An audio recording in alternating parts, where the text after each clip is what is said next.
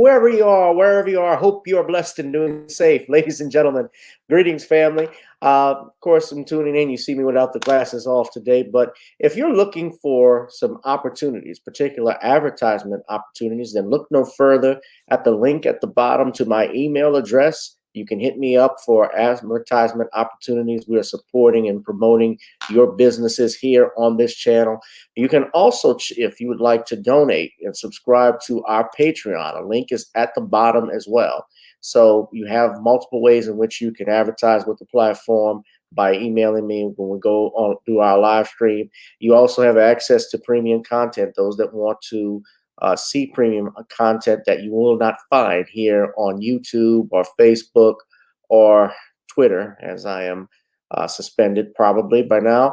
You guys can check out the Patreon at link at the bottom. But advertisement opportunities, definitely email me, gavin.grich1@gmail.com for rates. And for the Patreon, it is the same as the YouTube channel. It is channel gboot2786.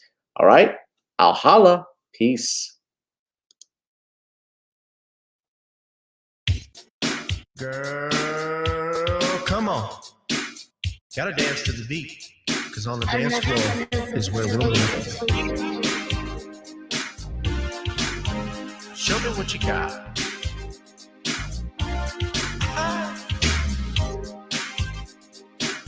Gotta feel the groove. Feel the groove, get on the floor. Get on the... Right now the party's wasted. There's nothing much to do. But once the groove gets started, tell me, what do you have to lose? Just look into my eyes, girl, as we glide across the room. And what to my surprise now, the beat takes hold of you. Now if you're feeling like I'm feeling, so come on baby, let's start dealing. Time to get this party started. Ain't no time for the broken heart. When the rhythm takes hold of you, there's only one thing left to do. The beat is really moving. Time to get your body moving. Gotta get on up and move your body.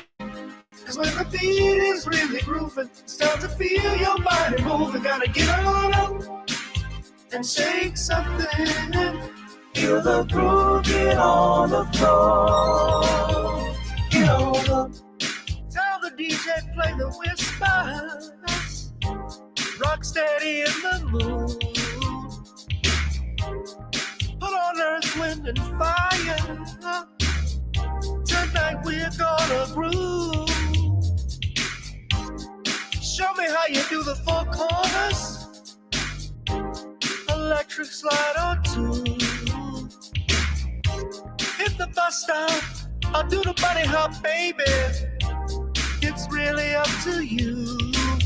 Now if you're feeling like I'm feeling, so come on baby, let's start dealing. Time to get this started. Ain't time for the broken hearted. When the rhythm takes hold of you, there's only one thing left to do. Cause the beat is really grooving. Time to get your body moving. Gotta get on up and move your body. Cause when the beat is really grooving, it's time to feel your body moving. Gotta get on up and shake something. Feel the groove, get on the floor. Get on the... Now 20 hasn't been the best year of all times. We've been the death of pandemic, racism, bad policing, and all the bad rhymes. But like Uncle Snoop once said, if you breathe and you achieve. And so if you're ready, I need you all to get on up. Are you ready? 1 and 2 and 3 and 4. Get your butt on the dance floor. 5 and 6 and 7, 8. This jam we appreciate. We're gonna slide and step on the beat. On the dance floor is where we'll be. Feel the groove, get on the floor. Get on up and move your body. Cause when the beat is really grooving, it's time to feel your body moving. Gotta get on up and shake something. Feel the groove, get on the floor.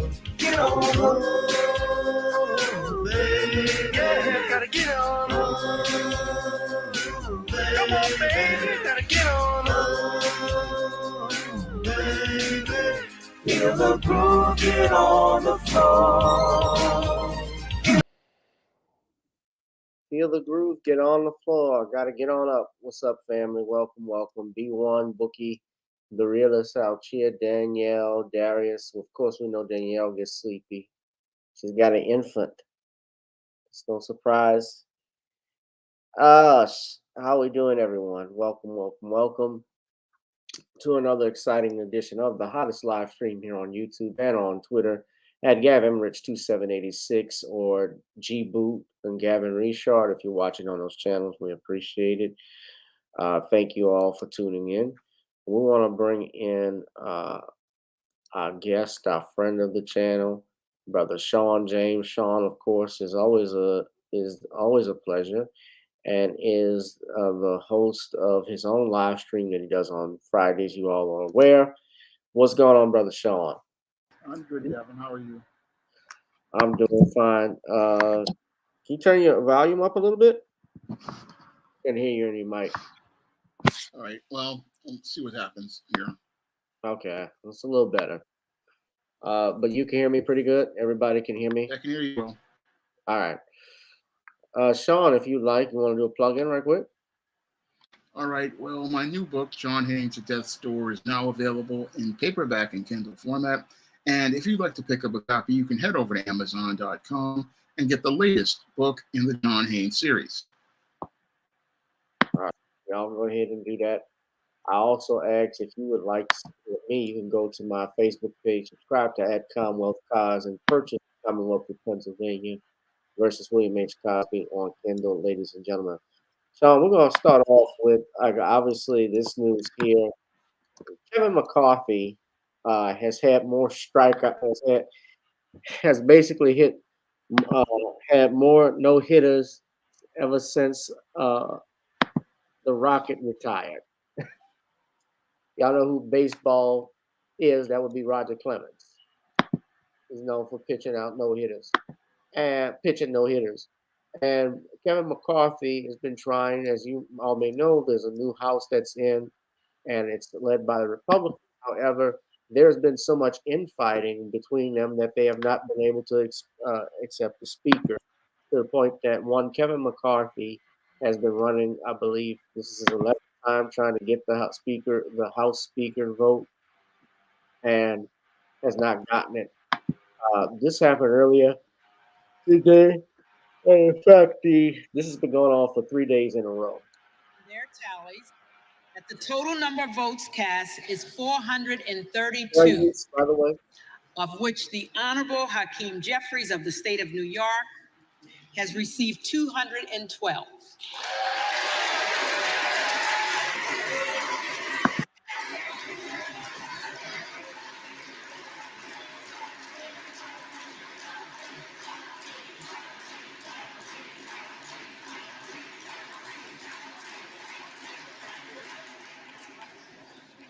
The Honorable Kevin McCarthy of the state of California has received 200.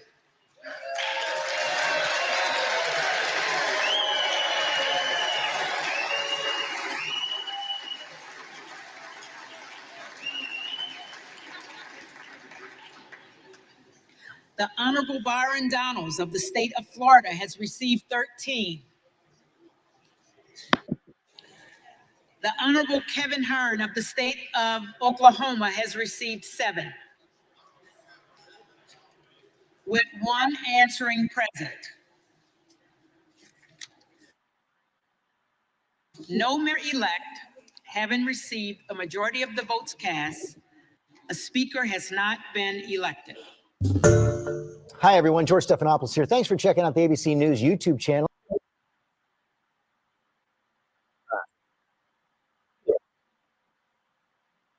So you're talking about Hakeem Jeffries, who's out of New York, who got 212 votes to be Speaker of the House versus McCarthy, who's at 201. The Republicans don't want Kevin McCarthy out of California. And they've tried to bring and get other people to come in. someone else that could vote that could possibly be the nominee. There basically is a civil war between in the Republican Party.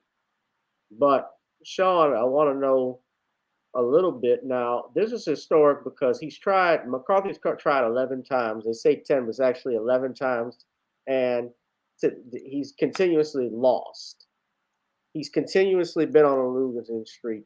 Shawn, have you been following this? If you have, and I assume you are, have been, why do you think what is the issue you believe with the infighting, and why Republicans can't get it together? Well, this is just another day in the pathetic states of America. And this is what's happening here with Kevin McCarthy is the fact that we have a problem here in America with leadership. And what we're seeing with this whole thing with the Speaker of the House is that Americans just don't have any sort of direction for where they want to go. I mean, they can't. What we see here with this whole Speaker of the House vote is a reflection of the dysfunction that's going on in this country. The fact that nobody here sees how bad that they look, because when you can't simply elect a Speaker of the House, it says that there is nobody leading the country. It's saying that we don't have anybody with a vision or a direction for where they want to go. And we saw that with the 2022 midterms, where we basically saw the country not looking to go out here and vote in a way that would say, hey, we got to turn this country around. I mean, you have Americans saying, hey, we're going in the wrong direction, but you just sat there and voted for the same political party that forced jab mandates down your throat and have basically run the country into inflation. You're just sitting there and you keep making the same bad decisions over and over again. And when I look at the whole Kevin McCarthy situation, it's like the definition of insanity. You keep doing the exact same things and expecting a different result. The same 20 guys who don't like Kevin McCarthy because he's a moderate keep voting against him, and you're going to keep getting the same result if you keep voting for the exact same guy. And instead of just admitting, okay, he's not going to work out, it's time to go in a new direction, they keep doing the exact same thing, hoping that eventually somebody will elect this guy who arrogantly went out here and moved himself into the Speaker's office, assuming that he had it, instead of understanding that maybe you needed to understand that the country is tired of the lack of direction from the left and the right, and you don't have a vision for where you want to go. And what I see here, sadly, is dysfunction on display, because with this whole situation, the country is going nowhere because you have to elect a speaker in order for the government to start business. And what they're doing right now is the entire country is being held up. And this goes beyond party. This is, again, about the failure of American leadership. And this is a problem I see going on all across this country. Nobody wants to lead. People want the power, they want the position, but they don't want the responsibility of the position. And what we're seeing here is people want to throw your Kevin McCarthy out. And when you ask them, okay, who's going to take the job? They're acting like a bunch of females. And then they're going, well, I don't know who's going to, where do you want to go? What do you want to do? I mean, what we have here, again, is a failure of leadership, which is a problem here with America overall. And this whole situation with the House, again, is embarrassing for the country as related to us internationally, because when you can't go out here and set leadership direction for your legislative branch, it's embarrassing because it just shows that the country is completely out of order. Okay, well, I gotta ask you this because you're in New York. I agree with you. The country is out of order. What are your thoughts? Now, I don't believe he's in your district, but Hakeem Jeffries. What are your thoughts on him possibly being the first African American Speaker of the House? And another empty suit, because what he basically is just another one of these empty suits who just talks a good game but does absolutely nothing for anyone. I mean, he's just as lost and directionless as your Kevin McCarthy and the rest of these idiots who are in Washington right now. None of these people have a backbone or some stones to stand up for anything. And your Hakeem Jeffries, he's just another one of these bootlicks who just sits up here, says what the people want to hear. And because people just see him as the black guy who says what they want to hear, they go along with him. But he's just another Barack Obama, another big talker who talks a good game, but there's no tangibles given back to the black community. I mean, outside of his, he's black on the outside, but he's not for black people at all. So when I look at your heart, he's just a certified clown. And no matter who gets the speaker's title, nobody wins at the end of the day, especially foundational black Americans. Yeah. So he's basically like another Obama. Yeah. Yeah. And, I've noticed with Obama, he doesn't have that same impact like he did 10 years ago with people and with audience. A lot of people have not shown, a lot of people are not paying attention to him and what he has to say as of late. But that's Kevin McCarthy. He's lost 10 times in a row.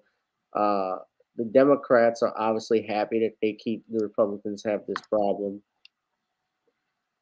Well, neither one of them see where they're going. They just don't see where they're going. They're so caught up in their feelings about taking out the evil Republican. They can't see the nation looks bad, because if you can't get your government started, you're going nowhere. You're just stuck in a holding pattern. And again, this is what beta males do. They're so caught up in their feelings about getting the other guy, they can't see that they're getting themselves. And they can't see that, okay, if he can't pick a Speaker of the House, then we're not going anywhere for the next, as long as it takes. Right. Hit that like, share, and subscribe button, ladies and gentlemen. We live here. I'm not really, I don't know about you, but I haven't, Sean, I'm not really sold percent on these, on what's going on here in Congress. We know Congress's approval rating. I want to show everybody this. This is the approval rating for Congress. This is the current from the Gallup poll. Now, of course, these are from we just entered in 2023. So this is the Gallup poll on Congress and the public, and it says here, the approve or disapprove of the way Congress is handling its job. And as you go down and look at it, only 22% of Americans approve of Congress. 73% disapprove, and 5% have no opinion. So this is 5% of people who don't even care about you. 22% of the people who are clueless, in my opinion, about what's going on. But 73% of the people see through it. And look at this. It's been going in January of this year. It was 80% of last year, excuse me. December of 2020, it was 80%. So have you noticed it goes up and down, but it's still always in the disapproval ranking. And it has been like that for a long time. If you look at it here, even from 2017, 67 in January, 76% disapproved. It's always been high.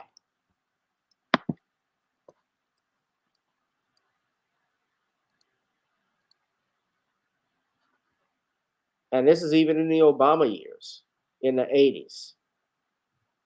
So a lot of people are just out of touch. People are out of touch with Americans, the average Americans now. Let me ask you, Sean, do you see this having any effect now with the presidential elections that's going to be coming up in 2024? Do you think what we have here will either trickle down and have some type of impact? I don't really think it's going to have an effect, because as I've seen with the pathetic states of America, these Americans just keep going back and voting for the exact same people and then expect a different result. I mean, it's the definition of insanity. I mean, most Americans, they already saw how bad this Congress was before, yet they go back and vote for the exact same people over and over again. So I have to wonder, who's worse? Is it the bad Congress, or is the bad Congress a reflection of the pathetic we the people? Yeah. All right, hit that like, share, and subscribe button. Give it a shout out to Shawn James. You can buy and purchase one of Shawn James's books. on including the new John Haynes, latest John Haynes series on Amazon.com. You can also donate to his Cash App. Of course, you all see the ticker at the bottom where you all can support me. As you know, the channel is not monetized, so anything you contribute and donate is appreciative. Is appreciative, ladies and gentlemen. I'll be happy if you did that. I got some good news today, and this is going to lead into part of our topic. As of today, it was reported, and now, of course, everybody knows what happened to Buffalo Bills safety Damar Hamlin as he made a tackle back on a Monday Night Football game in the game against the Bengals. The safety collapsed, suffering cardiac arrest on the field, and had to be revived on the football field. The game was subsequently postponed, and we learn that the game now has been officially canceled by the NFL. Damar Hamlin, earlier today, doctors gave an update on his health and what's been going on lately. And I will play the news, play this video for you, ladies and gentlemen, just letting you know what has happened now is he's made a remarkable turnaround.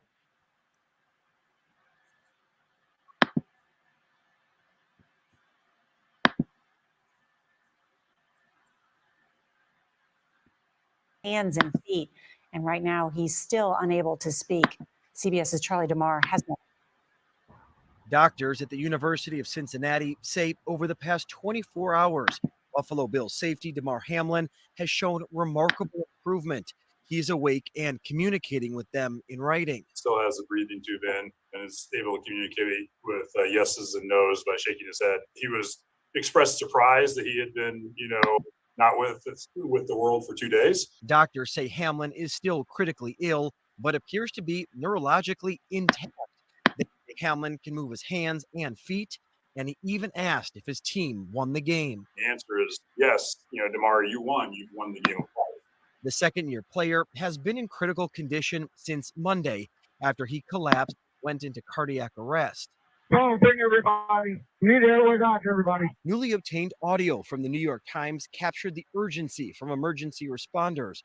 Dr. Timothy Fritz says Hamlin's immediate care by the Bills' medical staff on the field is what saved his life. This was not a run-of-the-mill injury, and that they had a significant event in their hands and immediately responded. Today, Buffalo Bills star quarterback Josh Allen says his teammates are grateful for the progress Hamlin's making. We heard that news this morning, and we're extremely happy for him and his family.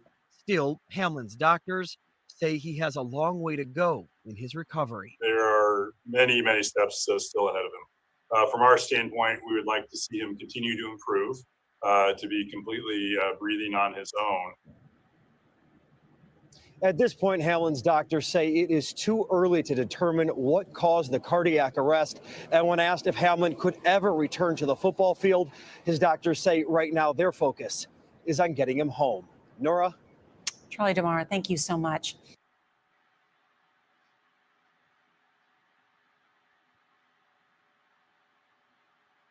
It's obviously some good news to hear that brother Damar Hamlin is getting better.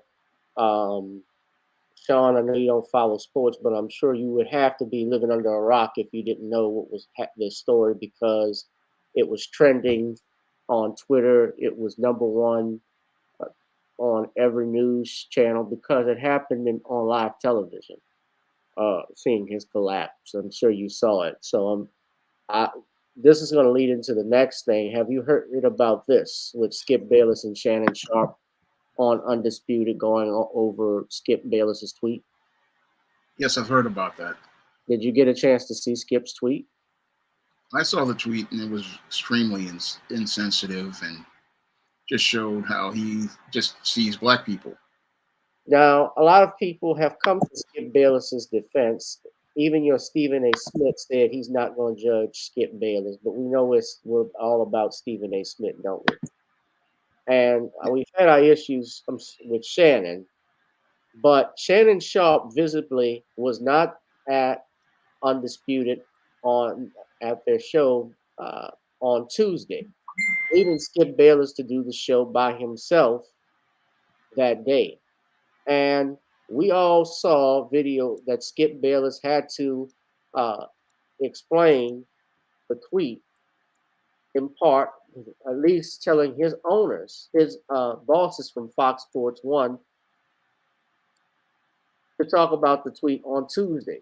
Because I saw it, and while I saw the tweet, and a lot of people say, well, he was asking the same questions as Joe Buck and Troy Aikman were about whether the game would be played or not, because they were asking how does the NFL go from that.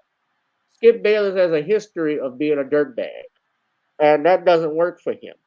So I think that there is some merit there with that, but honestly, he doesn't deserve for a lot of people, he doesn't deserve the benefit of the doubt. And to me, in a way, it was still insensitive because we should not even be talking about the game. And if you read it, he says, no doubt the NFL is considering postponing the rest of this game. But how? This late in the season, a game of this magnitude is crucial to the regular season outcome, which suddenly seems so irrelevant. So he's saying it's irrelevant, but he's saying, how is the NFL considering postponing this game? And he tried to explain why he was saying that, putting his thinking of that in the owner's mind and so forth. And he didn't apologize for the tweet. So I'm going to play it, but of course I can't show the video because they'll give me ScrewTube will give me a copyright strike. But what I can do is just play the audio for you, which I'll play again. And I don't know if Sean's heard this, but we're going to play it for you all.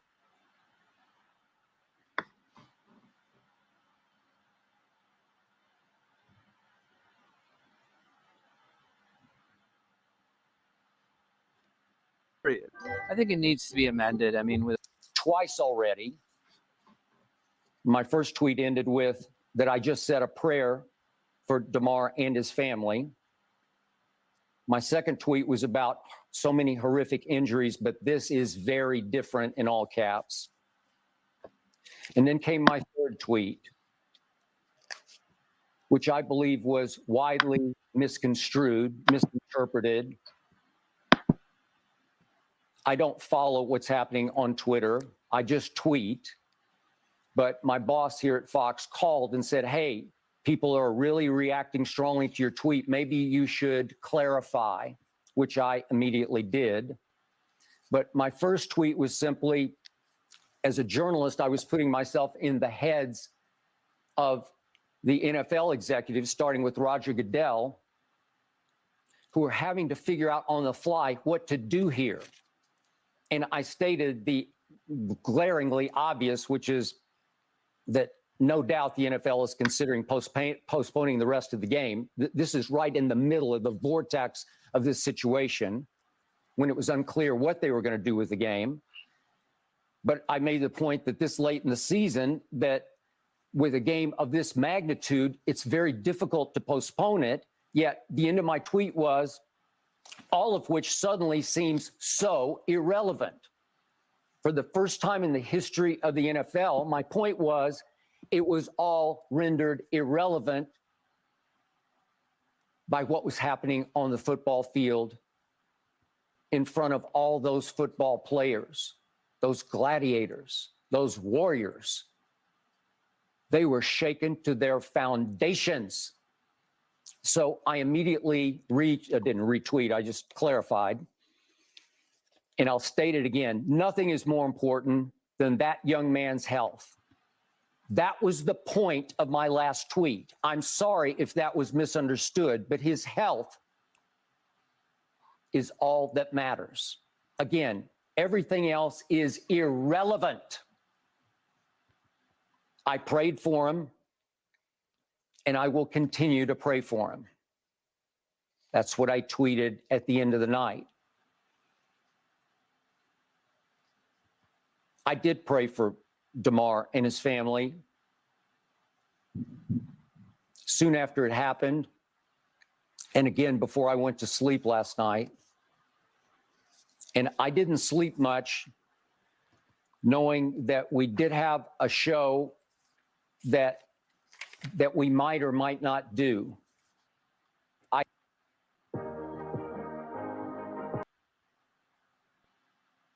Okay. So y'all heard that, right?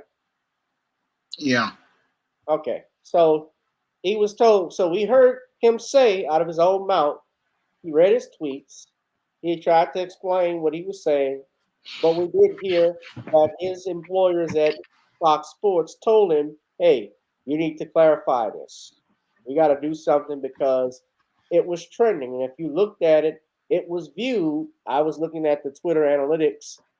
That tweet had over 166 million viewers.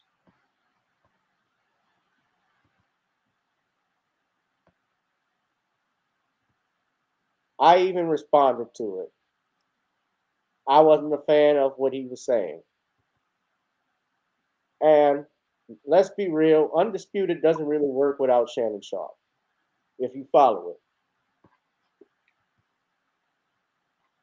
But, and he said, and you heard him comment on it, so I'm not going to go back over it, but I do want to play Shannon Sharpe's response because noticeably, if you saw the video, Shannon was not there, as I stated earlier. But let's hear, I'm going to play the clip so you all can hear it. And I'm going to, of course, I'm not going to play the video, but I'm going to play the clip. Everybody, and welcome into Undisputed here on FS1. Just so y'all can hear the audio. That is Skip Bayless and Shannon Sharpe. Guys, good to see you. Shannon, I understand there's something you want to share this morning. Good morning, yes. Good morning. There's been a lot of speculation of why I wasn't on air yesterday, and I won't get into speculation or conjecture, innuendo, but I will say this. In watching that game on Monday night, what happened to Damar Hamlin struck me a little different. As a brotherhood in the NFL, when injuries happen, when we know injuries are a part of the game, I've seen guys suffer ACLs and Achilles tear, but I've never seen anybody have to be revived and fight for their life on the field. So they struck me a little differently because I remember seeing my brother paralyzed on the field temporarily, and he was able to regain focus. Skip tweeted something, and although I disagree with the tweet, and hopefully Skip would take it down, but I didn't want it. Well, time out. I'm not going to take it down because I stand by what I tweeted. Skip, let me finish. All right. Okay. Go ahead. No, you go. Go ahead. Let's go, Jen. Okay. I mean, I cannot even get through a monologue without you interrupting me. Well, you could have came back, Skip. Well, I thought Skip, just let. I didn't know you were going to bring up. No, I was just going to say, Skip. I didn't want to yesterday to get into a situation where Damar Hamlin was the issue. We should have been talking about him and not get into your tweet. That's what I was going to. But you can't even let me finish my opening monologue without you interrupting. Okay. I was under the impression you weren't going to bring this up because nobody here had a problem with that tweet. No. Clearly, the boss wanted you to offer explanation. Clearly, no, they did not have. Nobody. Thoughts and prayers remain with Damar Hamlin. That's where the focus should have been, and not on the football. Yes, let's go, Jen. Thank you. As he continues his fight. All right, gentlemen, let's jump into our first topic. All right. So Shannon was upset. Obviously, he missed. There was speculation. He didn't get into it too much, but he did basically hint that he didn't really want to get into it over the tweets. So essentially what he was saying is he didn't want to reach over and have to slap Skip Bayless over that tweet. Just judging by his body language, as you can see how upset he was. He talked about how the NFL is a brotherhood. He never saw anything like that. Yes, there have been significant injuries. People have gotten paralyzed playing football games that I have seen. I've seen people get their legs. Joe Theismann broke his leg on a Monday Night Football game when he was sacked by Lawrence Taylor, which was gruesome. I saw Shannon Sharpe himself actually broke his arm. He broke his arm playing for the Denver Broncos because that dirty-ass Bill Romanowski broke his arm on purpose.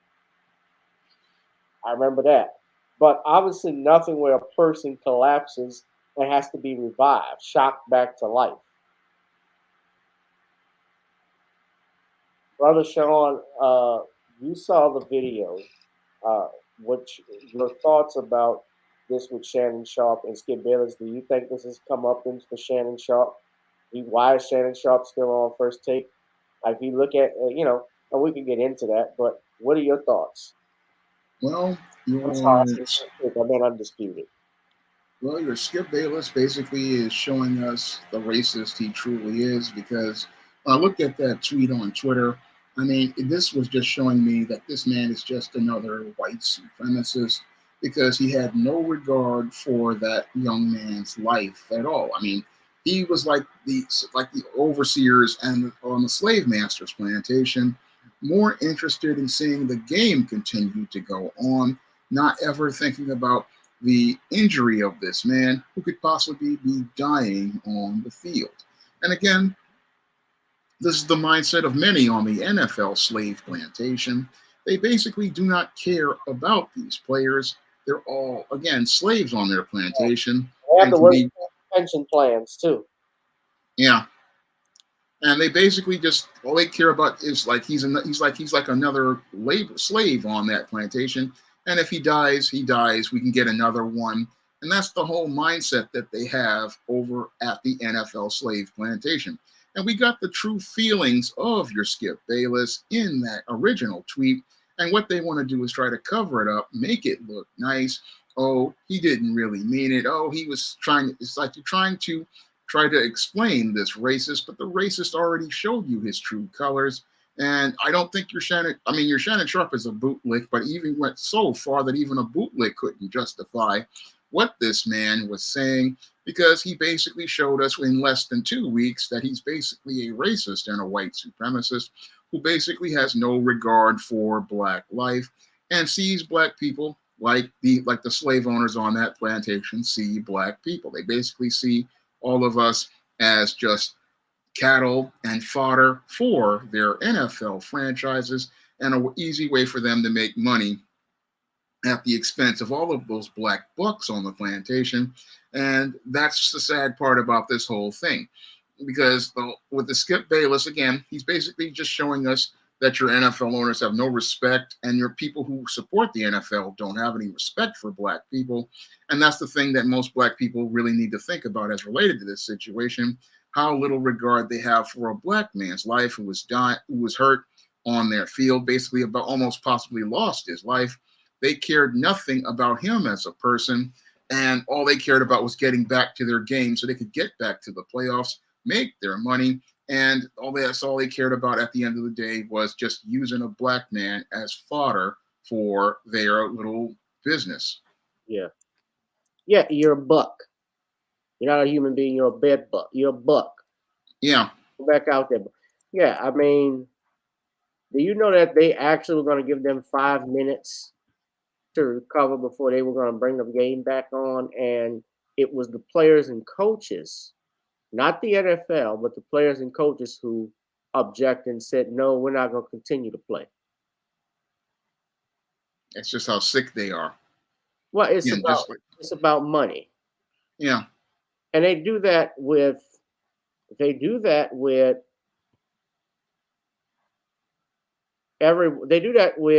in every sport when there's an injury. And I get certain injuries. It's common that players will get injured, so it's not surprising. But even ESPN is doubling down from their story when they're stating that the NFL had initially planned to resume Monday night's football game, and the NFL denies the claim, but ESPN is sticking to the story. NFL postponed Monday's game between the Bills and Cincinnati Bengals following the on-field injury.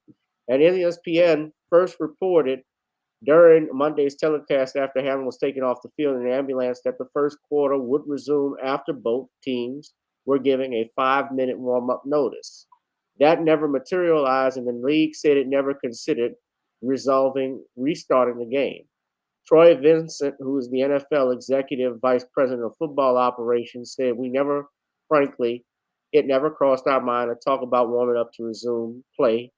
That's ridiculous. It's insensitive, and that's not a place that we should ever be in. Now Vincent stated he was emotional on Wednesday and apologized for being short with his answer for the previous day, but said it was just so insensitive to think that we were even thinking about returning to play. But ESPN, in a statement Wednesday, is sticking by its original story. They stand by it. They said there was constant communication in real time between ESPN and league and game officials. As you know, Monday Night Football comes on ESPN. It comes on ABC, which is the parent, all are under the Disney umbrella. Joe Buck, who's ESPN's Monday Night Football announcer, told the New York Times in an interview Tuesday that he received reporting from John Perry, ESPN's officiating analyst. Buck said Perry is an open line of communication with the league office in New York.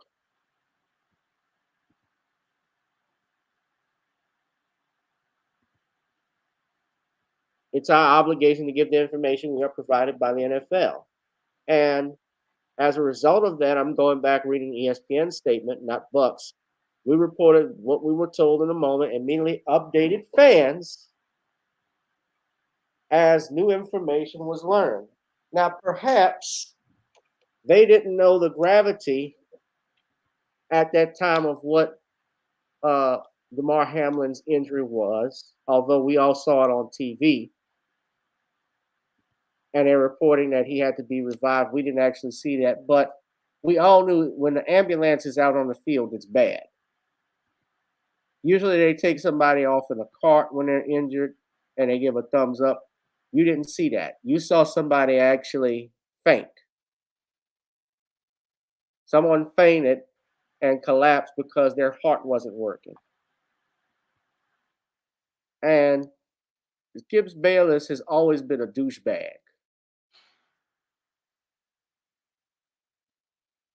But this is what, this is what these people think of you, black men.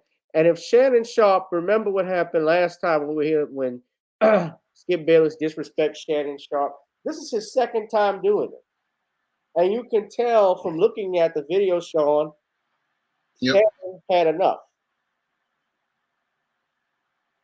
Shannon was fed up.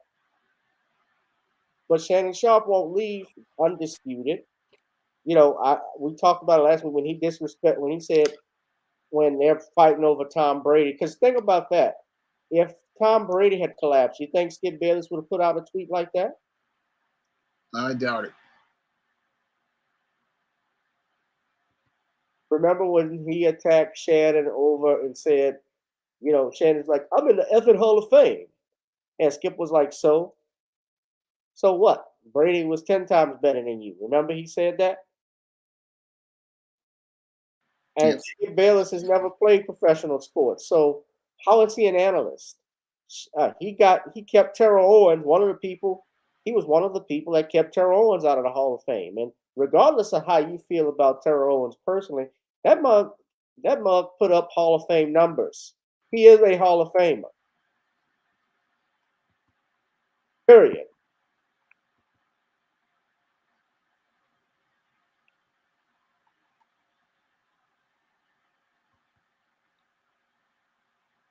So next I want to talk about this, Shawn. So if you got any more to say on it, or are you finished? No, I'm about finished with it. Well, I do want to actually just still get in the realm of sports.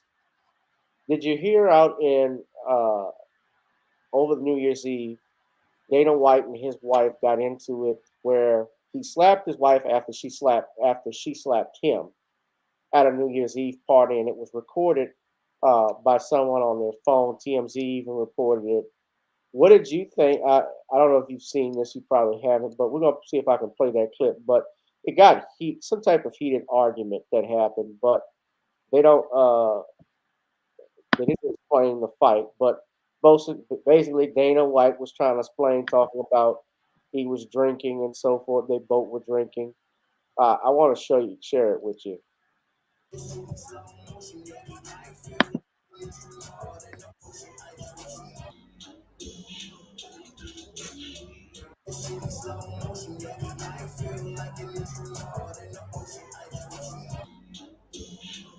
Now, clearly, she hits him first. She slaps him, right? Yeah. And then he retaliated. Now, I'm going to talk about that in a second, but let's hear. You don't really hear too much about this on news like you did 8-10 years ago from what happened with Ray Rice. Nobody is talking about stripping Dana White of his ownership of his presidency with the UFC. But Dana White had something to say about what happened. You know, you've heard me say for years, there's never, ever an excuse for a guy to put his hands on a woman. And now here I am on TMZ talking about it. But my wife and I have been married for almost 30 years. We've known each other since we were 12 years old. We've obviously been through some shit together. And we've got 3 kids. And, you know, this is one of those situations that's, you know, horrible. I'm embarrassed, but it's also one of those situations that is, you know, right now we're more concerned about our kids. You know, we have 3 kids, and you know, obviously, since the video popped up, we've shown the kids the video, and you know, we're more focused on our family right now. People are going to have opinions on this, and most of the people's opinions would be right, and especially in my case, you don't put your hands on a woman ever. My wife and I obviously love each other. We've been together for a very long time. We've known each other since we were very little, and this is just one of those unfortunate situations. You were at a place in Cabo that. All right. Now, Dana White, we go back, Shawn, to 2014. How many of you remember this story? Or let me refresh your memory. How many of you remember this man?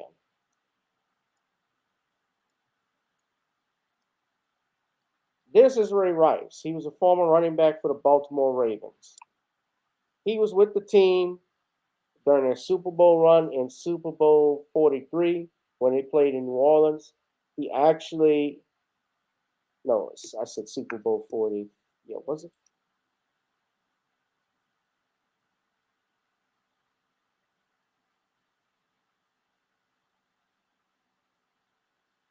I'm trying to remember what Super Bowl, yeah. No, this is Super Bowl 48. I apologize. Super Bowl 48. I knew my numerals were wrong. And no, 40. No, I'm wrong again. It's Super Bowl 47 because I know 2 I's and the V both equal 7. So X is 10, and this is supposed to be 50. So minus that, yeah. So Super Bowl 47. And he won a ring with him. He was with the team from 2008 to 2013. And after a domestic violence incident that was shown with his fiancee, now wife, Janae Palmer, they both were arrested and charged with assault and physical altercation. TMZ had released the video of Rice and Palmer hitting each other before they went on the elevator, and Rice, of course, Rice steps out of the elevator with his girlfriend, his fiance, then wife, who's knocked out. And I'm going to be real with you. It was terrible looking at it. But because he walked out like a sack of potatoes. But the NFL, everybody knew what happened because Ray Rice didn't lie. His wife didn't lie. The authorities reported it. Went to court. His wife, his girlfriend, had spat on him actually and slapped him. He slaps her.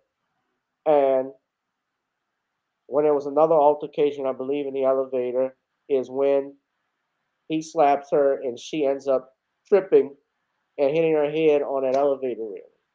And as a result, now that video wasn't released until, and I remember it, the start of the preseason in 2014. But when it was released, these feminist groups and people were calling for an immediate suspension for Ray Rice was public enemy number 1. And Dana White was one of the people calling for Ray Rice's head. He said, quote, "You don't bounce back from putting your hands on a woman." He was asked and said, quote, "It's a tough one. First of all, the video is horrifying, absolutely horrifying. You're talking about a guy who's been in the fight business since he was 19 years old. It's the most disturbing thing you will ever see. The thing that's just as bad as the punch is that he shows no remorse after he does it. You know, if you did something in anger and you go, 'Oh my God, what did I do?' That's none of that with this guy. I don't know all the ins and outs of what Roger Goodell did or knew or how it was handled, but it's definitely bad. I can tell you this: I wouldn't want to be Roger Goodell."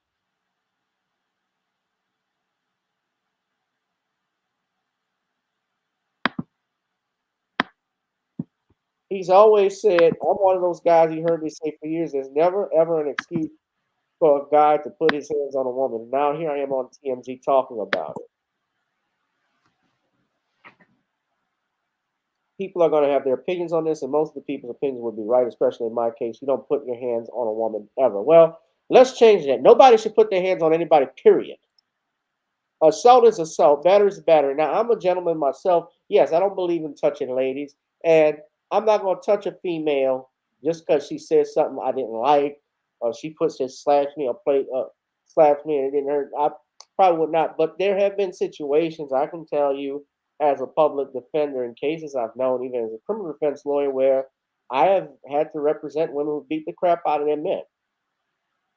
Women can be just as abusive as men in a lot of relationships. But we live in a time where I believe a lot of women are entitled, that they use that notion a man can never put his hands on a woman to their advantage to get away with certain things. Not saying all of it is right, not saying all of it happens all the time to women, but that is a reality. Now, I want to share this. I stated earlier, Shawn, a lot of people aren't talking about the Ray Rice thing, but guess who decided to warn Dana White that he was going to be speaking on this today? Mr. Bojangles. Stephen Bojangles Smith. Captain Save a White Man himself. Yep. He said he warned Dana White before addressing wife slap on First Take. He's a friend. He knew ahead of time. I reached out to him to let him know I would be talking about this morning. He knows he crossed the line. Now, Stephen A. Smith, remember when I talk about Ray Rice, he got suspended for virtually saying that women, about how women have to watch themselves around men, basically saying, don't start nothing, won't be nothing. Essentially in those words, and a lot of people were taken aback by what he said. Well, I wasn't, because I understood what he was trying to convey about how women have to watch themselves around men, being careful. He's just basically saying no warning signs. Right? Yeah. Understand when a man tells you shove off, let it be. Because men respond physically. I think it's safe to say men respond physically more than women. Is that a good way of saying that? Yeah. Okay. Men will respond in a physical manner more than females will physically. And three things you don't do with a man: you don't mess with his women, you don't mess with his money, and you don't mess with his manhood. Children would be on that list as well, but I'm just talking in terms of specifically relationships and as it relates to him. Those are the three things you don't miss. But Stephen A. Smith warned Dana White he was going to be talking about this. I'm going to play the video. But I don't want to, of course, I'm going to get it. Hold on a second. Like this. they're gonna put a copyright strike on us if we play this video. So what I'm gonna do is like we did earlier. I'm gonna just make sure you hear the audio. All of this is fair use, by the way. All the videos and clips that I've put, I've had that copyright disclaimer plugged in, right? So it's all fair use. We have to maintain consistency in pointing out you do not put your hands on a woman if you are a man. You do not do it. Dana White knows that. And, you know, all I can say is that he has spoken out against men who put their hands on women before. And whatever punishment you would exact under these circumstances to somebody else is what he should apply to himself. But I love him. I could see him doing something even stricter just because he's the leader, you know, and he's the leader of men. So to your point, not just what's enacted to a fighter, but maybe a little stiffer because he's the head. I just want to say a couple of things. They talked about being drinking heavily. When you're under the influence, not shining moments, often people don't make their best decisions. So in that sense, it's a cautionary tale. And in terms of it being an isolated incident, I've known Dana since he's 22. I have the utmost respect for him. And I don't judge people by their worst moment. I agree with you on that punishment part. And the other piece that I just want to say, as a woman, it was also his wife's hands on him. So no one should be putting their hands on anyone. Male. Oh my God! But they weren't saying this shit with Ray Rice, and I listened to Molly. Molly. She's the biggest hypocrite because they were talking about Kyrie Irving. I don't judge people at their worst moment. You judge Kyrie Irving over a jab mandate. You judge Kyrie Irving for sending a tweet that just had a link in it. So why should I give Skip Bayless a pass when you do it to us? Why should I give you Dana White a pass? He's a hypocrite. Female. Well, you're absolutely right. I don't disagree. I have nothing to add other than I just think it's important that if you're going to sit on this platform, you owe it to your audience to be honest and forthcoming. Dana White is not just somebody I know in sports, nor you. He's a friend. Yeah. I love him. And I just wish the best for him and his family. And, you know, he knows, he knows how wrong he was to do this. And he knows that we're on this air. He knew ahead of time because I reached out to him to let him know I would be talking about this morning. He knows that he crossed a line that he has never crossed before and that he swears he will never cross again. And he's incredibly ashamed of himself. And that's just where we are right now. So I'm not a part of the whole cancel culture, and I don't judge people by their worst moment. And he's a beautiful family. Full of shit. Shawn, I've talked long. Why don't you give your thoughts on this? Well, this whole Dana White situation just shows the hypocrisy of your white supremacists. And your Dana White is just a white supremacist who wants to go out here and get away with his domestic violence because he's white and he says so. It's okay to go out here and denounce your Kyrie Irving as related to a jab mandate and destroy his life. It's okay to destroy the life of a Ray Rice after him going out here and participating in what I believe to be self-defense. But when he goes out here and participates in domestic violence, it's perfectly fine. And just again, these two black men have their lives destroyed. And in the case of Ray Rice, his entire career basically ended as a result of just one incident. But your Dana White, we're supposed to give him a pass. And we're supposed to give him a pass because when a white man does stuff, it's perfectly fine. But a black man, he has to wind up losing his career like Ray Rice did and being just vilified as a villain. But we're supposed to empathize with the white man. Again, what the media really spins the story with your Dana White. They try to bury the story. And it's really troubling because you had all these white feminists out here talking about stop domestic violence and stop this violence against women. And you had all these women in the Me Too movement talking about stopping all this stuff. But when it's a white man, you don't hear from any of the feminists. You don't hear from any of the Me Too movement. You don't hear from any of these people.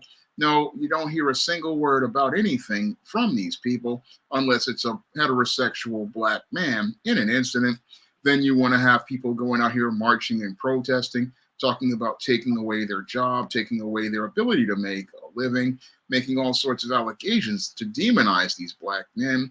But the white man, he can go out here, slap a woman right in a room full of people, have it recorded on video, and we're supposed to be sympathetic to the white man. Again, shows the racial double standard as related to the American people and how full of it and how hypocritical they are. Oh, when Dana White goes out here and abuses a woman, oh, he's going to talk about, oh, it's not right to hit a woman, but he's not going to be punished. I mean, he's still going to be making money off of UFC, but the black men, they have to wind up losing their careers and their livelihoods, and their lives are never the same. Double standard, as I see it, as related to your so-called domestic violence. You want to give the white man a pass, but the black man, you want to punish him to the fullest extent and destroy his life. Meanwhile, your Dana White, a man who runs the UFC, has allowed anti-black racists to go out here and continue participating in racist behavior.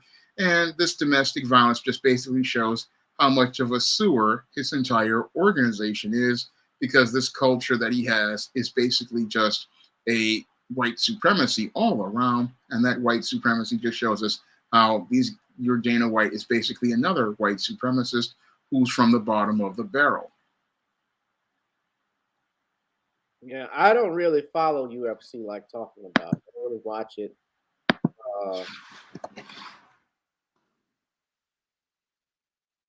But I know a lot of those guys there. I mean, look, they've had a lot of UFC fighters in trouble with stuff.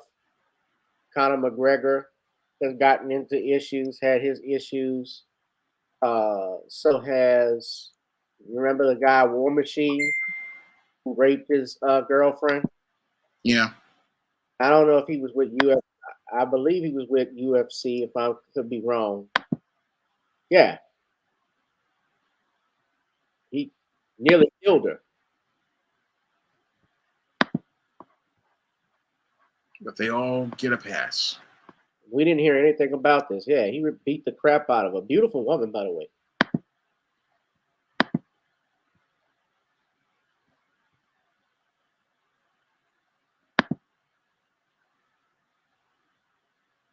And that was around 2014. Nobody said anything about this. Nope.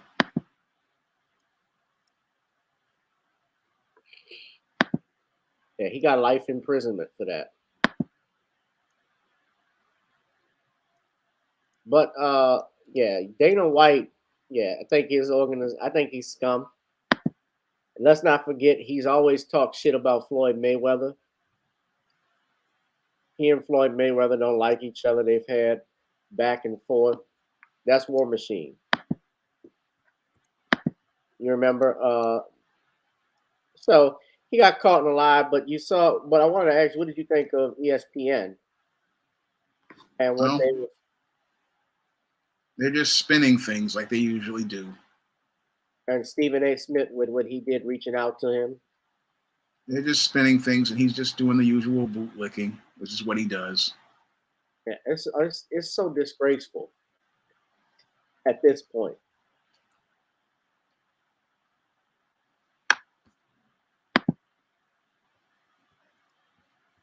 But look, never forget, he doesn't think he takes shots at Floyd, and now he takes shots at his wife. Yep. Hit that like, share, and subscribe button, man. Everybody hit that like, share, and subscribe button. Gloria Allbred, Lisa Bloom, T1, Harvey Levin, touching further on the subject. No. No, they won't. Now, I had a friend that was in MMA, one of my colleagues. So, not knocking, he wasn't in the UFC, but he did mixed martial arts. And he's actually he's an attorney as well. So, he was doing that while he was in law school. But he was pretty damn good at it as well. Now, final thing I want to talk about, hit that like, share, and subscribe button. But yeah, let's get old penis head off of here. Final thing I want to talk about, Shawn. Lastly, yeah, Stephen A is afraid to relive the Michelle Beadle situation. Yeah, he needs that paycheck.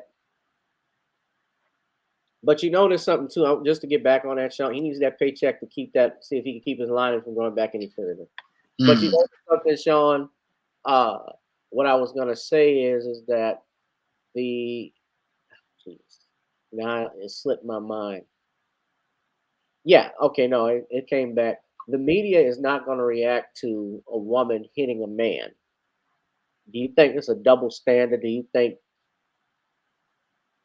because when you see stuff, I guess Bryce and his wife, or his fiance, when she slapped him, nobody talked about that. People were saying, "Oh, there was no excuse. There's no reason." Do you think women get a pass? They do get a pass because if we have an issue as related to domestic violence, women should not be putting their hands on men. And you sit there and complain about the men putting hands on women. And again, that's a double standard because I talk about this in the woman crisis. You know, a lot of times women start stuff and then what they do is when the guy reacts, then they want to play the victim. But nobody wants to talk about that part of the whole story as related to domestic violence. But both parties should not be putting hands on each other. If things are getting personal or getting heated, you both need to just walk away from each other and you need to leave each other alone and cool off until you can go out here and work things out. Yeah. Hit that like, share, and subscribe button. Final thing I want to talk about, Shawn, did you see this? Rolling Stone magazine has put out its 200 greatest folk singers of all time.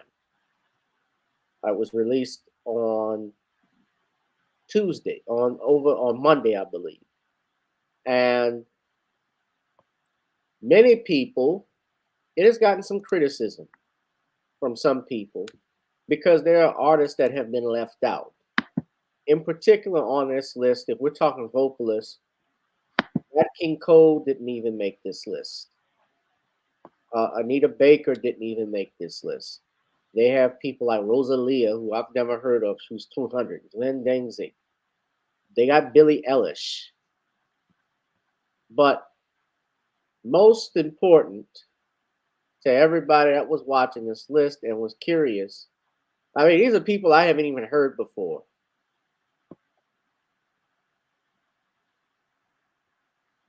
But if you look at the list, number 86, surprisingly, was none other than the king of pop, the world's greatest entertainer, Michael Jackson. And a lot of people were, and people on Twitter were trending, you know, of course, Nicole going hard on it. She's going to go hard. But a lot of people were taken aback that Mike was ranked that low. And he's one of the best-selling artists of all time. Now, to me, and I'm going to be talking about this more on Sunday because I got a surprise guest that's coming on. We're discussing. They got Winehouse ahead of him. Now, there was a lot of stuff I didn't like about this list as well, because while I could see some people being on here, I don't know about Rihanna as a great singer. Top 60, no. But they got Barry White, they got Tina Turner. But do you know that they had Bob Dylan ahead of Luther Vandross? Bob Dylan.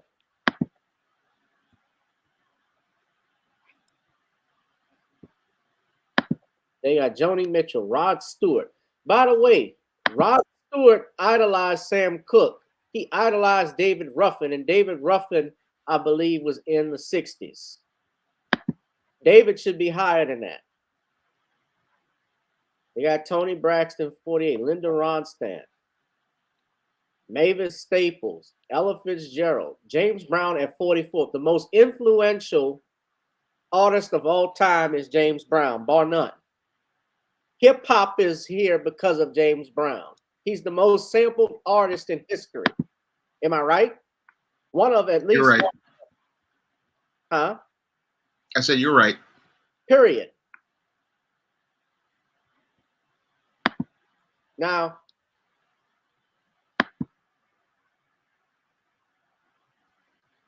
They got Luther Vandross, number 31.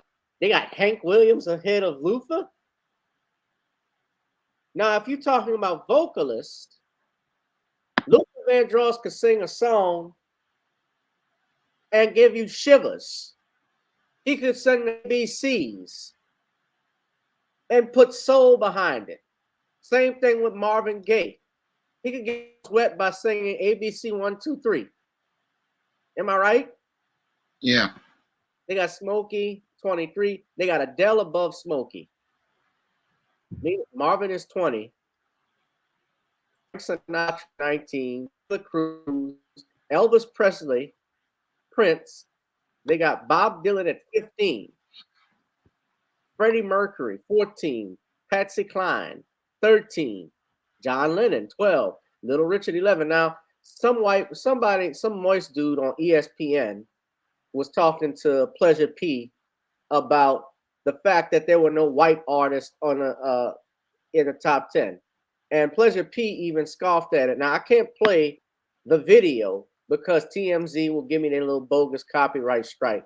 But I can play the audio for you, and we'll see if they do that. But I want to make a comment about the reason why there are no black artists. I'm sorry, why there are no white artists in the top 10. But let's play this video right quick. Okay? One of the dopest. Because Celine Dion. 200 greatest singers of all time. Yeah, I wasn't impressed. Oh, you weren't impressed? I wasn't impressed. It's a lot of people missing, but it's a lot of great people on there as well. So I can't just, yes, it's like hit or miss. Who was missing that should have been on?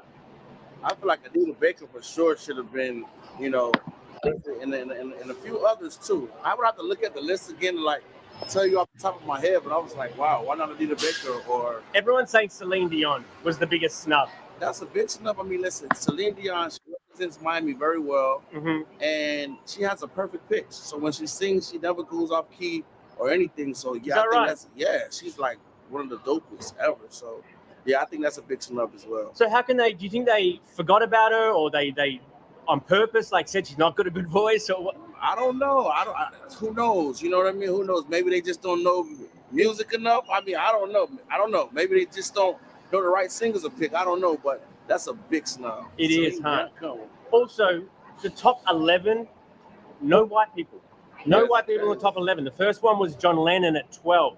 Yeah, what do you think that says? That, I don't know. I think it. I mean, listen. Everybody is. You know what I mean? Everybody is. It's supposed to be an equal thing. I mean, when it's the Grammys, when there's too many white people, black people get mad. When there's too many white people, it's it's messed up how it is. It should be a mixture of everything, but I guess you just got to see how you see it, Because John Lennon, he's a good singer and all, but he's not even that. He's not even that amazing, To somebody he is. To somebody he is. He's legendary too. But do you think that people of color got better voices than white folks? Absolutely not. I think that everybody gotta go. We all have to go by the same rules of music. You know what I'm saying? Pitch, melody, things like that. So no, I don't think that's bullshit. So he tried to come with this "we are one" bullshit. First off, let me just say my issue with it. The list. There's another name he mentioned that's not on this list, ladies and gentlemen. Philip Bailey of Earth, Wind, and Fire. Great vocal. Listen to his song. Listen to Reasons. Him singing live, Reasons. He should be on there. I don't think Eddie Kendricks of the Temptations, if I'm looking at this list, was even mentioned. All of the white singers, now they got Beyonce at number 8, Sean. I can't even see that. Now, all of the white singers, there's a reason why I think also you couldn't put a lot of white singers in the top 10, and that's because the white singers, it's not even comparing to the black artists, it's the fact that the black artists that you can think of, they idolized those people. The Beach Boys idolized Chuck Berry. The Rolling Stones idolized Chuck Berry and Little Richard and Fats Domino. The Beatles, when they came to New Orleans, the first thing they wanted to do was meet Fats Domino. Elvis Presley called Fats Domino the true king. He bowed to Little Richard. He called Little Richard his hero. Freddie Mercury impersonator before he joined Queen. Rock and roll was created by black people. Hell yeah, we're number one. Hell yeah, we in the top 10. And the rules weren't, and don't act like the rules were the same for all of us, because when they had rock and roll started, they had something called the race charts.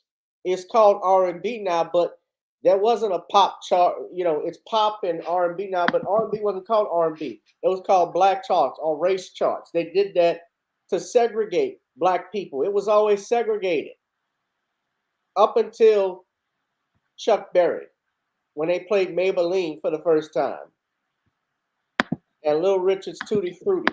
That's how that all changed. Am I right? You're right.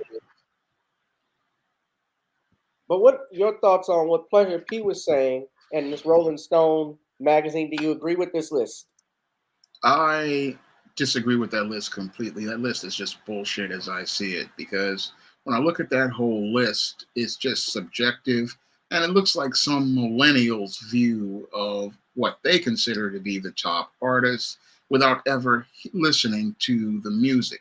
I mean, as somebody who has listened to a lot of this music, I just look at that whole list as somebody's subjective opinion. And your Rolling Stone basically lost all credibility with that entire list, with not even objectively looking at people's voices, people's body of work. And really, I take that list has no credibility whatsoever as I see it. In fact, it tarnishes the images of your Rolling Stone as America's premier music magazine, because if you can't even get the list for your history of music right, and you can't even put icons in your top 10 like Michael Jackson and James Brown and many others, that whole list is embarrassing to that publication, because clearly somebody was just putting their opinions up there and didn't put any objective research into any of that list at all. So that whole list is just complete garbage as I see it, and basically is a complete joke. It's something I wouldn't even want to even have in my own magazine. If I was the editor-in-chief of Rolling Stone, I would be putting out an apology for that garbage that they call your top 200 musicians, because anybody who knows music could have put together a much better list of 200 singers and given you 200 great voices in the right order. Yeah. But this is where your Ebony and Jet magazine would come in handy, when they would come up with, when we didn't need validation from Rolling Stone. Remember, Rolling Stone wouldn't put a black person on their cover until Michael Jackson in the 1980s. Yep. I don't That's look why it's a garbage magazine. Huh? That's why it's a garbage magazine. Yeah. And let me ask you, so what did you think of what Pleasure P had to say? I don't know. I wasn't really paying too much attention to him, but I just find the whole list. Well, let me rephrase it. When they were talking about the white stars not in the top 10, the reporter was asking him that. Do you think black people or colored people have better voices than white artists? Well, it was a lot of black people who invented a lot of these genres of music. That's why they should be in the top 10, because, yes, there are talented white artists out there, and they didn't even mention a lot. They didn't mention even a lot of the white artists who had great singing voices. I mean, the whole list is just, again, as I said, complete garbage, because it wasn't objective. It was very subjective. And the whole thing is, a lot of these black musicians should be at least in the top 10, because they were inventing genres of music. And a lot of these singers were creating new styles with their voice. They were creating different tones. I mean, they need to be in the top 10, because they've made great contributions to music, and that's why they should be in the top 10 based on merit. Yeah, based on merit. I said Torian Rain is going to be talking about his the list in his premiere video. That's good. And I have hit that like, share, and subscribe button, ladies and gentlemen. I have a special announcement to make because I'm going to be talking about this list as well with a special person coming up this Sunday at a special time at 9 o'clock p.m. Central Time Pacific, ladies and gentlemen. We have someone from the music industry that's going to be coming on. And I don't know if I need to make the announcement now or should I hold it for Sunday, but this is going to be one of the biggest interviews we've had in a while on this channel. So y'all just need to tune in. You think I should announce it right now? I think you should if you want to get people to look at it on Sunday. Tune in at 9 o'clock, yes, on Sunday. This is big, ladies and gentlemen. Yeah, that's right, because I want y'all to tune in at 9 o'clock because we have one of the members of the first family of entertainment, the Jackson family, coming to our broadcast. Ladies and gentlemen, we finally got him. Mr. Taj Jackson is coming to G Boot 2786. He's coming to Random Topic Sundays. I spoke with Taj. He's going to be in the building Sunday night. Y'all don't want to miss it. This Sunday at 9 o'clock p.m. Central Standard Time, Taj Jackson will be joining the broadcast, a member of 3T. We're going to be talking about this Rolling Stone list, and I'm going to ask, of course, about his career, but I want to talk about Michael. We're going to talk about his uncle and his father, how they've been doing. But y'all don't want to miss this coming up. This is going to be a great one. So tune in, set that like, hit that notification bell, ladies and gentlemen. Hit that like, share, or subscribe button.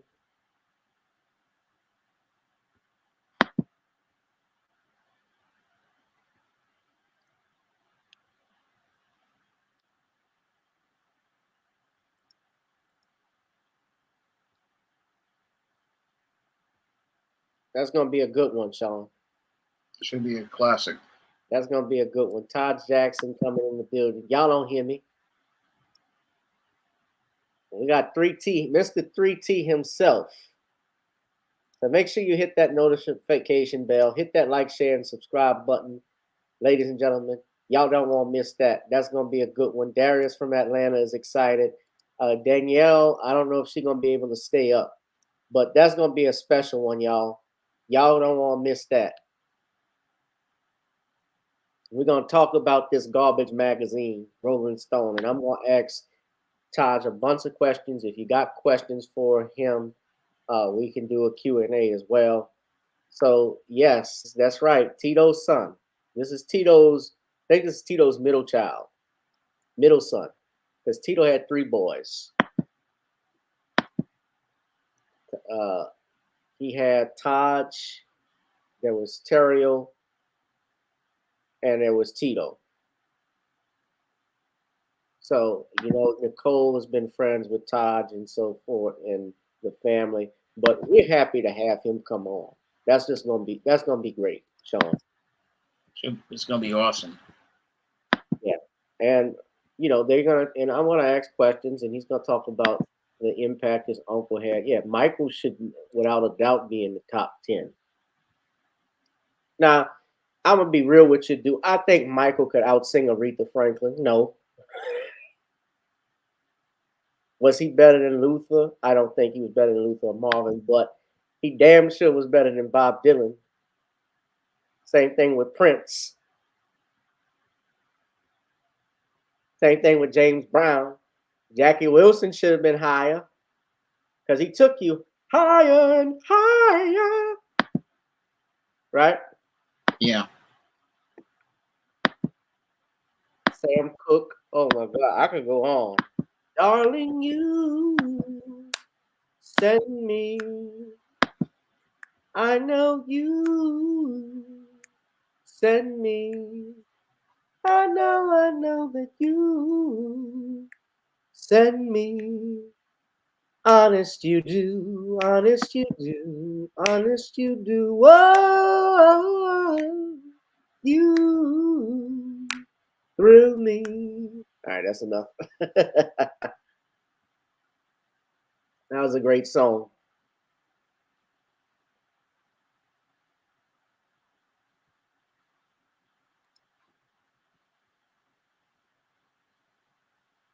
Yeah, we'll mention his charity. I'm gonna get all of that together, but this is great. This is gonna be big. So, in the meantime, if you want to support me, buy the Commonwealth of Pennsylvania versus William H. Cosby on Kindle. I also, Computer Robots asked about doing the Unsolved. We are trying to bring that back. The man I was doing, person I was doing it, Al Lanier, was not a lawyer. Let me just say, he was a private investor. He was a journalist. He is a journalist. And that's another story I won't get into about why we haven't done it, but we may bring that back in a future date. But I'm handling some legal stuff as we speak with it as well. If you like to advertise, go to GavinRichardEsq@gmail.com and go to the Patreon as well as support me. If you love this podcast, try it on chicken, meat, or fish. Nani's goes great with every dish. Get you some Nani's Creole seasoning. And of course, we got to support our brother, Shawn James, with his endeavors. Shawn has The Woman Crisis that's available on Amazon. Shawn has written over 80 plus books now, I think. But now, right, Shawn? Yeah. And we know Shawn was dodging circles around the Fox Soul crew. Everybody praises your interview about that, by the way. I was trying to look at it again. I caught the tail end of it. You know, I was just standing up for black manhood and trying to present a positive image of blackness on that show. No, I apologize. Todd is the oldest. So Todd is the oldest boy. Is the oldest boy from Tito's group. Yeah. Todd is the oldest. Terrell and Tito are younger. Yeah, I think Terrell was dating the Kardashian, was dating Kim. Ooh, that's a career killer. Don't do it, bro. Stay away from that. Huh. Not Shawn. Yeah. That Kardashian cooch is cursed. Yep. You lose your mind, you lose your mind, you get on drugs, or you lose your dick. One of the two. One of the three. Yes, they're sirens. I think they're witches. They marry their husband and turn them into frogs, like Red Fox used to say. Remember that? Yep. All right.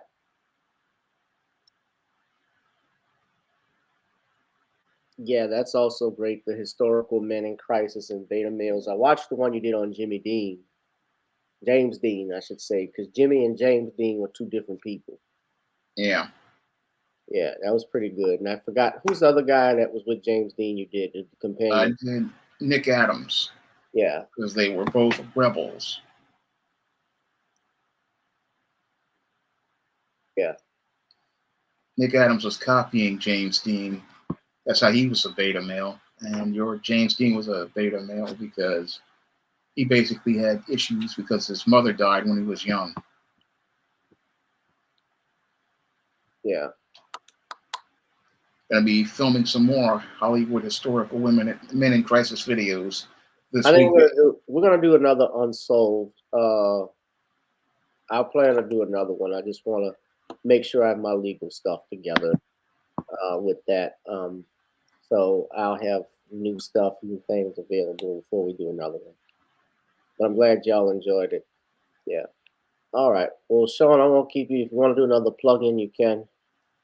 Well, all right. I'm looking for my first paperback and ebook sale for the month of January and the 1st of 2023. So I'm asking everybody to go out here and pick up the latest John Haynes book, John Haynes at Death's Door, or some of the other books on the SJS Direct imprint, like the ISIS series or the Easting series, or my books like The Woman Crisis and The Man Crisis, I'd like to have a strong 2023, and I can only have a good year with book sales if you guys go out here and pick up the books on Amazon.com and other online booksellers.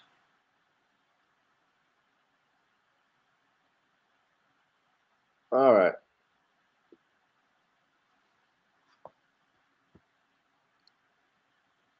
Well, guys, you can also purchase some songs by me on iTunes and Amazon. We have Video Soul and, of course, Gotta Get On Up, which is our theme song. So let's get on out of here, Sean. We've gotten back. Thank you, Sean. What's the live stream going to be about tomorrow? You know? I'm pondering doing a goth live stream. I haven't done one of those in a while, so I might do that. Or I might do one about spellbound individuals. It depends on what I'm thinking about doing. All right, cool. Sounds good. All right, bro. Thank you for tuning in. This has been another edition of GavinRichardEsq. Good night, everybody. Come on. Night. Gotta dance to the beat. On the dance floor is where we'll meet. Show me what you got.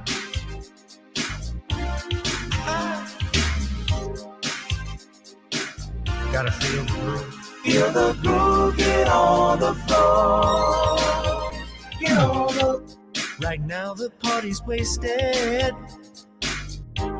There's nothing much to do. But once the groove gets started, tell me, what do you have to lose? Just look into my eyes, girl, as we glide across the room. And what to my surprise now, the beat takes hold of you. Now if you're feeling like I'm feeling, so come on baby, let's start dealing. Time to get this party started. Ain't no time for the broken hearted. When the rhythm takes hold of you, there's only one thing left to do. Cause the beat is really grooving. Time to get your body moving. Gotta get on up and move your body. Cause when the beat is really grooving, it's time to feel your body moving. Gotta get on up and shake something. Feel the groove, get on the floor. Get on up. Tell the DJ play the whispers. Rock steady in the mood. Put on Earth, Wind, and Fire. Tonight we're gonna groove. Show me how you do the four corners. Electric slide or two. Hit the bus stop or do the bunny hop, baby. It's really up to you.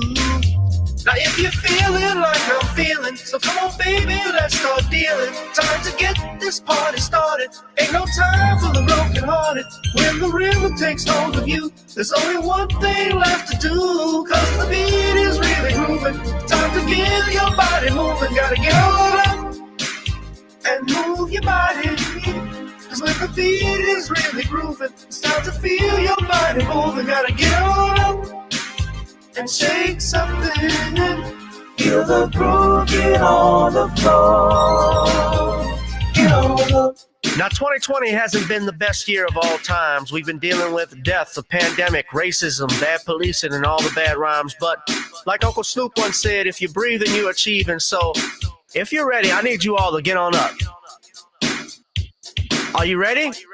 1 and 2 and 3 and 4. Get your butt on the dance floor. 5 and 6 and 7, 8. This jam we appreciate. We're gonna slide and step on the beat. On the dance floor is where we'll meet. Feel the groove, get on the floor. Get on up and move your body. Cause when the beat is really grooving, it's time to feel your body moving. Gotta get on up and shake something. Feel the groove, get on the floor. Get on up. Baby, yeah, gotta get on up. Come on, baby, gotta get on up.